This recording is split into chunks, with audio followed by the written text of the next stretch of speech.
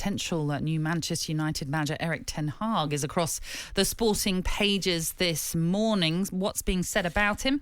Here to tell us exactly that, Super Sam. Morning Sam. both. Good morning. Sam, You all right, Ray? you all right, mate? Yeah, how are you? On a Friday. It's a Friday. Yeah. So everybody's happy. I'm happy. Are you happy? You happy? Have you had a good week?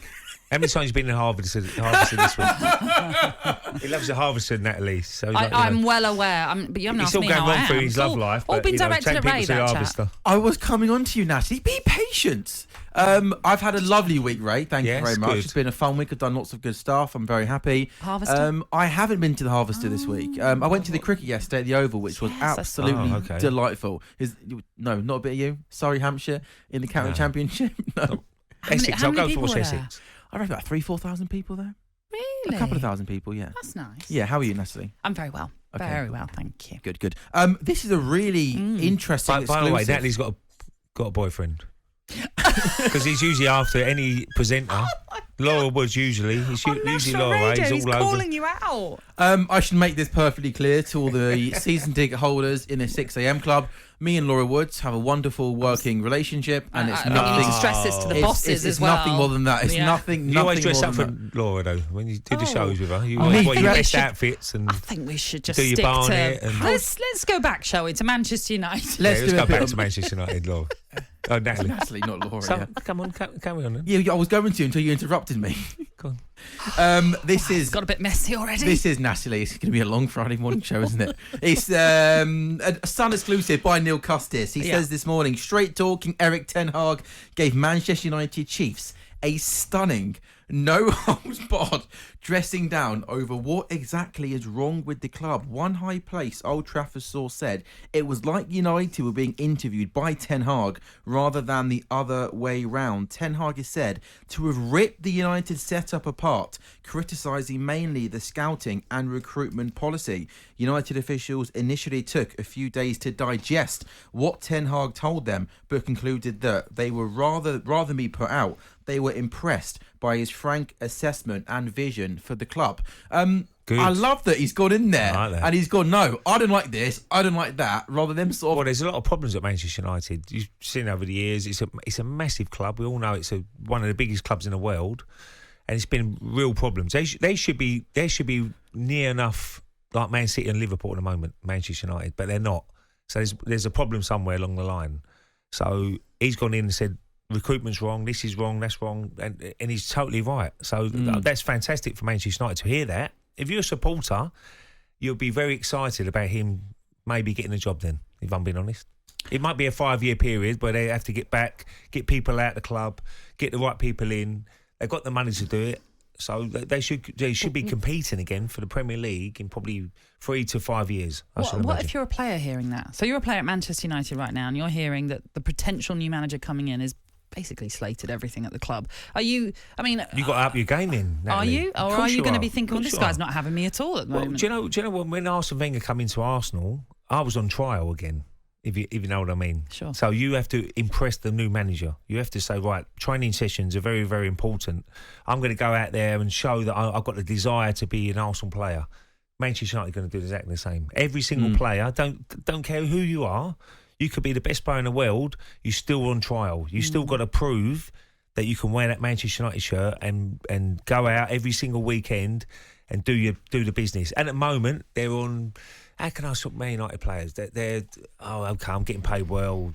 Am I really bothered? You know, when we lose a game, it ain't the end of the world. We got another game. You got to do exactly the opposite. You got to say, right, when we lose a game, that really hurts me. I don't see that in the Man United players at the moment. And so Ten Hag, hopefully, can get that out of the players. Every single game is like a cup final, if you know what I mean. Brentford, players, every single game is a cup final for Brentford because they want to stay in the Premier League, which they've shown they've done that. Yeah. So that's how they've got to be, Manchester United. Just one more story I want to run past you guys. Across a lot of the papers today, Liverpool have asked the Premier League to push back their game at Newcastle on April the 29th to help recover from their Champions League tie. They faced Villarreal in the semi-final at Anfield on the Wednesday night, but then faced a trip to St James's Park 3 days later at 12:30, a game that's going to be televised. The only other slot that BT Sport have that weekend is at 7:45 in the evening, but they have not given any indication as to whether they would accommodate a switch. Ray, from your days of playing in the Champions League, how much of a difference would that make if you were playing Wednesday evening to then have to play Saturday night as opposed to early Saturday afternoon in terms of recovery, recuperation? Does it make a big difference as a player? Look, you travel in style. So you when you go away games, you're going to be in a nice seat. Usually, you want to get back. You don't want to stay overnight, really. As soon as you finish a game, because adrenaline's still going after a game. So you want to get on that plane.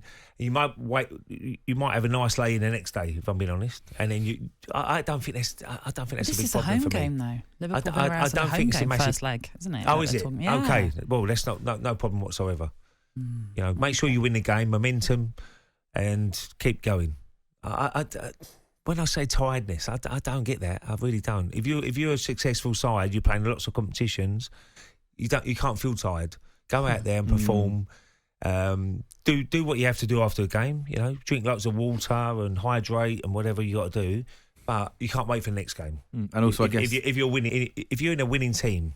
Yeah, that's when Jurgen Klopp gets to use the luxury of having 18 to 20 world-class players, right? Yeah. If there is the odd player who's maybe slightly leggy, well, they're no longer, you've got world-class replacements. They're no longer reliant right? solely on Sadio Mane, Roberto Firmino and Salah, because they've now got Jota, they've now got Luis Diaz as well. Yeah. They've got options. So, so they want them to push it back, but we're waiting to see if that will happen. When a manager says, it's going to be half my players, they're going to feel...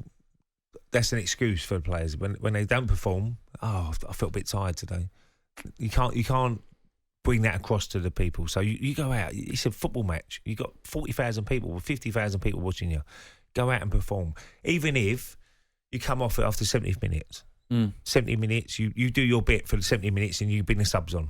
You make sure you do that, give everything you've got. And if you're in what can I say? A team that's really successful, then you're gonna do that. What are you laughing for? Oh, can you make me a cup of tea? Sam, listen, it's Good Friday. I don't know what's going to happen. It's going to be wild, I reckon, for the next few hours, certainly here on talkSPORT Breakfast. Successful. But, Successful. How'd you spell it? Successful. How'd you spell it? SUCCESFULL. Two S's. Sorry. Oh, see? You can't even say it, Ray, let alone spell it. You can't say it. You can't spell it. No one's successful other than the teams in the European action for Britain this week. talkSPORT Breakfast with Alan Brazil. Thursday and Friday morning, 6 till 10. On AM, on DAB, via the talkSPORT app and on your smart speaker. talkSPORT.